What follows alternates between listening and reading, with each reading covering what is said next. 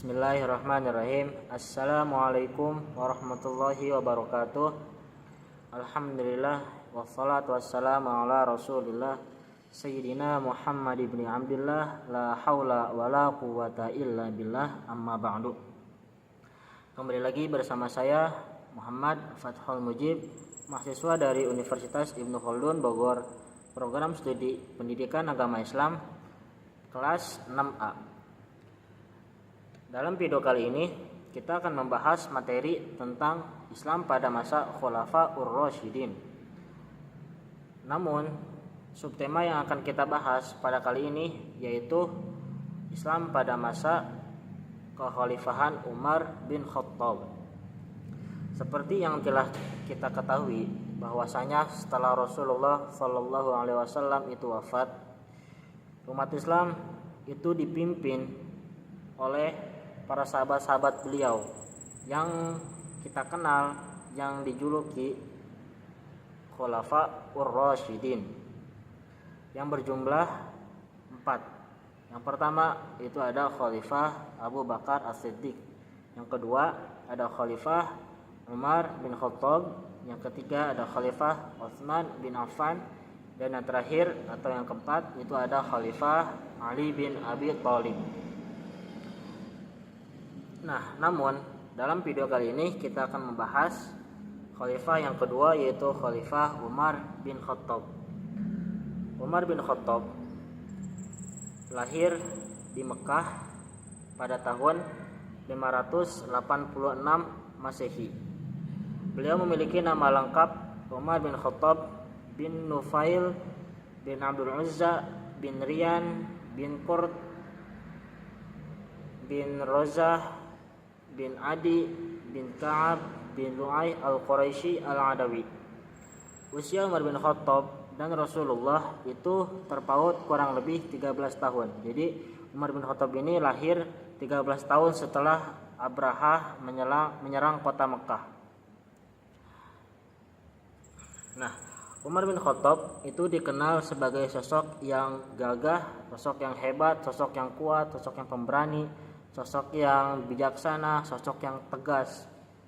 Namun di balik semua sosok beliau tersebut, beliau dulunya adalah seorang kafir Quraisy. Beliau sebelum masuk Islam dikenal orang yang paling menentang seruan dakwah dari Rasulullah Shallallahu Alaihi Wasallam. Sampai-sampai beliau hendak membunuh Rasulullah, saking geramnya. Karena beliau beranggapan Rasulullah ini orang yang dapat memecah belah umat pada saat itu. Namun atas izin Allah, beliau masuk Islam pada usia 27 tahun. Beliau masuk Islam bersyahadat di hadapan Rasulullah dan para sahabatnya. Ketika Umar bin Khattab masuk Islam, Umar bin Khattab pun langsung mengajak Rasulullah dan para sahabat yang lain untuk berdakwah secara terang-terangan di kota Mekah. Karena pada saat itu Rasulullah masih berdakwah secara sembunyi-sembunyi karena takut akan gangguan dari orang-orang kafir Quraisy. Nah, akhirnya Umar bersama para sahabat yang lain dengan berani untuk menyiarkan dakwah Islam secara terang-terangan. Akhirnya dengan keberanian Umar tersebut, Rasulullah memberi nama julukan Umar yaitu dengan nama Al-Faruq. Nah, selanjutnya Umar pun diangkat menjadi khalifah itu atas wasiat yang diberikan Abu Bakar sebelum wafat. Jadi Abu Bakar ini sebelum beliau wafat, beliau menunjuk Umar bin Khattab untuk meneruskan kepemimpinannya menjadi khalifah yang kedua. Akhirnya Umar pun menjadi khalifah yang kedua itu pada tahun 634 Masehi. Nah, Umar pun menjabat sebagai khalifah itu selama kurang lebih 10 tahun, yaitu dari tahun 634 Masehi sampai 644 Masehi. Nah, dalam kurun waktu yang cukup lama itu banyak pencapaian-pencapaian yang beliau raih. Di antara pencapaian-pencapaian itu yang pertama yaitu memperluas wilayah kekuasaan Islam. Nah, pada masa pemerintahan beliau memperluas wilayah kekuasaan dan mampu menaklukkan daerah-daerah kekuasaan yang dikuasai oleh dua kerajaan besar, yaitu kerajaan Romawi dan kerajaan Persia. Nah, daerah kekuasaan yang beliau dapat taklukkan pada saat itu yaitu daerah Mesir, daerah Irak, dan daerah Syam. Beliau dengan hebatnya, dengan kecerdasan, dengan keahlian beliau dalam menyusun strategi dan kekuatan umat Islam mampu menaklukkan kekuasaan yang dikuasai oleh dua kerajaan besar. Karena itu memang tidak mudah menaklukkan daerah kekuasaan yang dikuasai oleh dua kerajaan tersebut.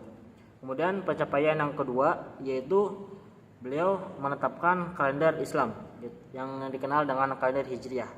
Nah, awal mula penanggalan kalender Hijriah ini dimulai ketika Rasulullah hijrah dari Makkah ke Madinah. Itu mulai awal penanggalan Hijriah. Makanya dinamakan Hijriah karena awal mula Rasulullah hijrah dari Makkah ke Madinah.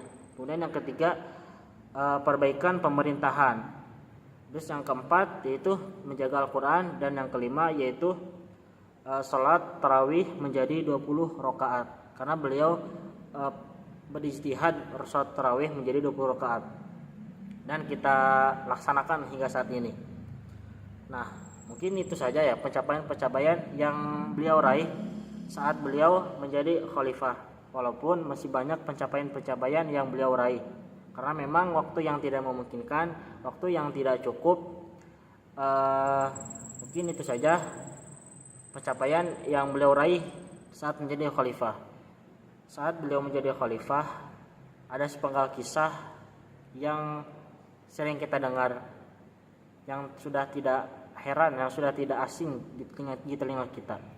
Saat beliau menjadi khalifah, beliau memiliki kebiasaan yaitu sering berjalan-jalan, sering keliling kota pada malam hari.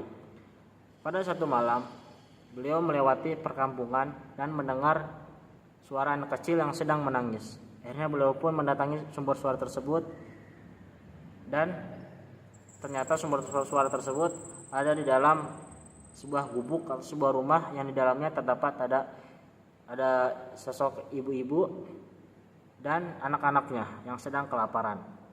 Kemudian Umar pun mengetuk pintu dan bertanya kenapa anak-anaknya itu menangis, gitu kan. Kemudian ibu-ibu pun menjawab bahwa anak-anaknya itu menangis karena mereka kelaparan. Lalu Umar pun melihat bahwasanya ibu-ibu tersebut memang sedang memasak, gitu kan.